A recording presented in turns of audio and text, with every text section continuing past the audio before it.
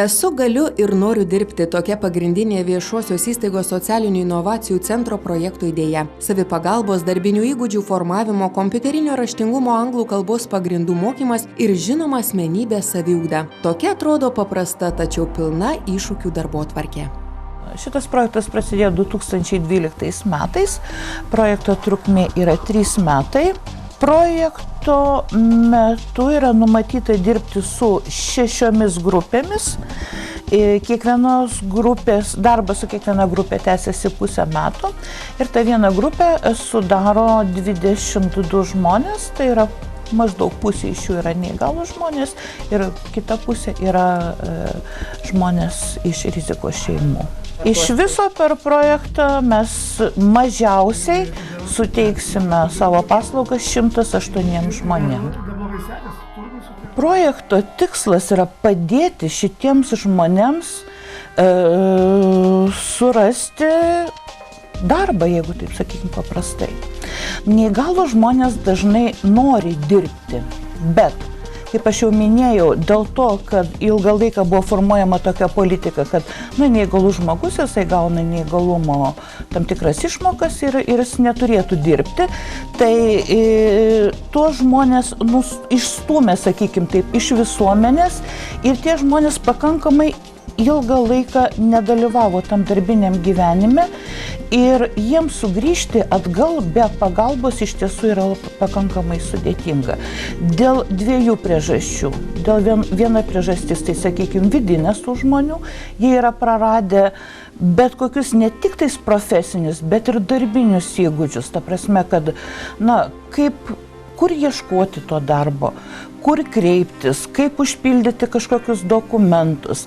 Galų gale, kai jie ilgą laiką yra nedirbę, nusilpia jų bendrieji įgūdžiai tokie, kaip, sakykime, atsikelti laiku, sustruktūruoti savo darbo dieną, vykdyti tam tikrus nurodymus, sakykime, jeigu darbe yra tam tikros taisyklės, jas gyventi pagal tam tikrą ritmą ir taip toliau ir panašiai. Daugybė įvairių įgūdžių, kurie reikalingi darbiniai aplinkoje. Praktikos metu nusižiūrėjom vieną žmogų, praktiką suteikėm tikslingai tam, kuriam darbo vietai tokiai, kuriai mums reikia ir įdarbinom. Pradžioje įdarbinom bandomajam laikotarpiui. Per bandomąjį laikotarpį viskas mums patiko ir pateisino mūsų lūkesčius ir šiai dienai įdarbinom jau neterminuotą darbo sutarčiai. Pirmas toksai projektas, su kuriuo mums teko susidurti, tai mums buvo labai patiems įdomu, kadangi mes ir patys susijimam projektinę veiklą. Ar neįgalumas tampa priežastimi, dėl ko turėtumėt neįdarbinti žmogaus? Ar jums tai tiesiog nekliūtis? Visiškai ne.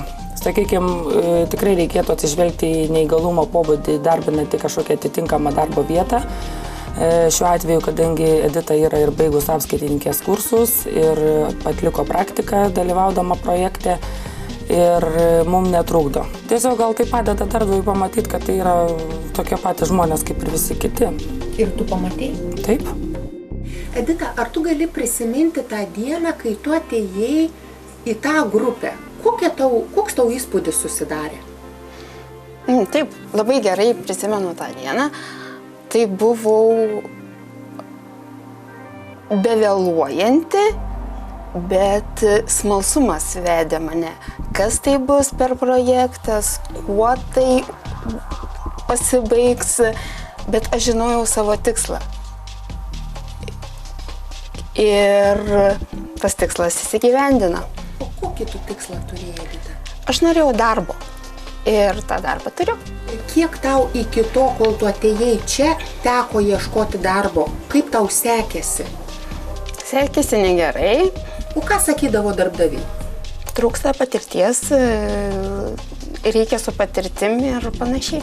Praktikos metu aš įgijau žinių, nes tai buvo kompiuterinė programa, įgijau patirties. Kiek tu jau dirbi metų? Daugiau kaip metai. Tai ar tu šiandien esi laiminga? Taip. Žmonės iš tikrųjų ateina su labai įvairiom problemom. Netgi galėčiau sakyti, kad negalėčiau išskirti, kokios tai yra problemos vienai ar kitai grupiai. daugiau sakyčiau, kad tai yra individualios problemos. Dažniausiai neįgaliųjų grupė vis tik tai turi tą pavyzdį iš savo tėvų, jie ateina daugiau su tokiom problemom, kaip jie jaučiasi po negalios savo. Svarbiausia taip, kaip pradėsi dieną. Ne, jeigu visuomet raskit tai, kas jūs džiugina. Visų pirma, nes, kaip sakoma, yra toks senas geras posakis, jeigu važiuodamas į Paryžių nepasiimsi jo, tai jo niekada ten neras, ar ne? Tai dažniausiai tas principas, iš tikrųjų, kaip ateisit nusiteikę, tokia ir bus jūsų diena, toks ir bus šitas pusmetis, nes pas mus jie lanko pusmetį.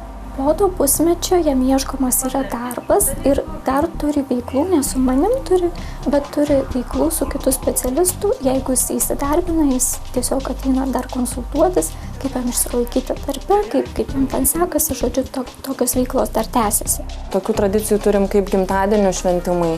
Tai nesenai tą tradiciją pasidarėm, tai visada pakabinam tokį sąrašą, kur yra surašyti visų žmonių gimtadieniai ir vieni kitus jie sveikinasi. Tai tokia būtų tradicija. Toliau dar būna diplomų įteikimai, kur irgi žmonės susirenka jau pabaigę visas veiklas. Susirenka ir toks kaip pasisėdėjimas gaunas, kaip apšnekėjimas, kaip sekės, kaip čia viskas vyko, ką jie nuveikė toliau po projekto. Šiaip būna dažnai, kad žmonės net po projekto ribų bendrauja grupėje. Susibendravę, jie toliau bendrauja už mūsų ribų. What is your name?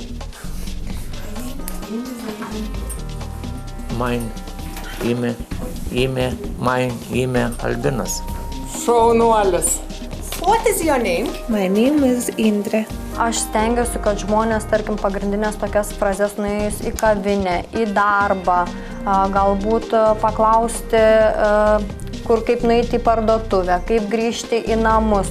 Na tiesiog aš įsivaizduoju pati atsidūrusi, tarkim, aš visada jiem liepiu įsivaizduoti, kai jūs pat patenkate į Angliją ar kitą šalį ir reikia jūs pasiklystat. Ir ko reikia klausti, kaip reikia paklausti, tai aš po to ir stengiuosi išmokyti, kad žmonės tiesiog nepasimestų, kad galėtų elementariai susikalbėti. Ir aš tikrai linkėčiau visiems žmonėm, nesėdėkite namuose, atsistokite, eikite, jūs esat puikus ir tikrai daug ką galite. Ką tu čia atradai? Aš atradau save ten, kur nesitikėjau, tai yra išmokom iš modelino daryti papuošalus, čia pamokinai, dabar jau pati namuose darau. Tai taip pat ilgai dvejodama nejau prisipažinsiu į odas, bet kai atėjau, išmokau daryti ir sages ir toliau noriu eiti ir manau, kiti tikrai irgi kitiems siūlysiu taip pat ateiti ir išmokti atrasti save ten, kur jie dar nesitikėjo atrasti savęs. O psichologijos paskaitos, psichologijos dalykai, kuo jie tave žavi? O iš tikrųjų mano pirmiausia pagrindas čia atėjimo tai ir buvo dėl psichologinių dalykų, dėl psichologijos, kad tai yra, gali pasikalbėti su psichologija individualiai. Dabar labiau galiu savim pasitikėti, kad rodyt, ką aš galiu ir ką aš moku, kad aš sugebu padaryti ir nebijau ir galiu parodyti ir dabar netgi jau kitiem parodau jau ir užsiprašo, kad ir mes norim jau mum padaryti, kaip jau ir atrandi kaip ir verslo galimybę čia. Kartais priimi žmogų su reprezentatyvia kažkokia išvaizda ir juo nusivili per savaitę ar dvi. Ir būna malonės išimtis, kad, tarkim, ta išvaizda nėra tokia reprezentatyvi, bet žmogus puikiai dirba, puikiai išmano savo darbą. Taip yra ir esame įsidarbinę ir nuolatiniam darbui, ne tik praktikom. Tikrai visi tie projektai, visi fondai, jie turi teisę tikrai egzistuoti, dirbti, nes jie prisideda tik prie gerų dalykų. Tikimasi, kad projekto metu įsidarbins ne mažiau kaip 27% neįgalių asmenų, o kai kuriems pavyks žingsnelis po žingsnelio kurti ir savo verslą.